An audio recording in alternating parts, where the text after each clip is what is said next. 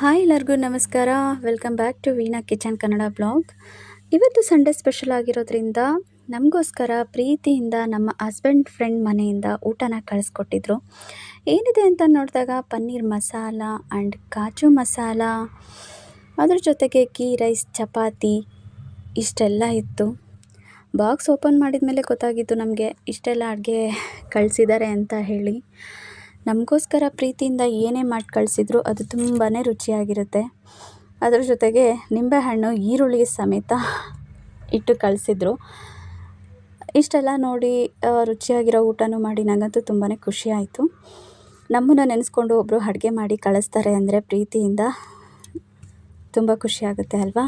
ಆ ಒಂದು ಖುಷಿ ಮೂಮೆಂಟ್ನ ನಿಮ್ಮ ಜೊತೆ ಶೇರ್ ಮಾಡ್ಕೋಬೇಕಂತಾನೆ ಈ ಒಂದು ಪುಟ್ಟ ವೀಡಿಯೋನ ಮಾಡಿದ್ದೀನಿ. ಈ ವಿಡಿಯೋ ನಿಮಗೆ ಇಷ್ಟ ಆದರೆ ಹೇಗಿತ್ತು ಡಿನ್ನರ್ ಅಂತ, ಲಂಚ್ ಅಂತ ಹೇಳಿಬಿಟ್ಟು ಕಮೆಂಟ್ ಮಾಡಿ. ಹಾಗೆ ವಿಡಿಯೋಗೆ ಲೈಕ್ ಮಾಡಿ. ಯಾರೆಲ್ಲ ಚಾನಲ್ಗೆ ಸಬ್ಸ್ಕ್ರೈಬ್ ಆಗಿಲ್ಲ ಸಬ್ಸ್ಕ್ರೈಬ್ ಮಾಡಿಕೊಂಡು ವಿಡಿಯೋ ನೋಡಿ ಅಂತ ಹೇಳ್ತಾ ಬಾಯ್, ಟೇಕ್ ಕೇರ್. ಹಾಗೆ ಲೈಕ್ ಮಾಡೋದನ್ನು ಮರಿಬೇಡಿ.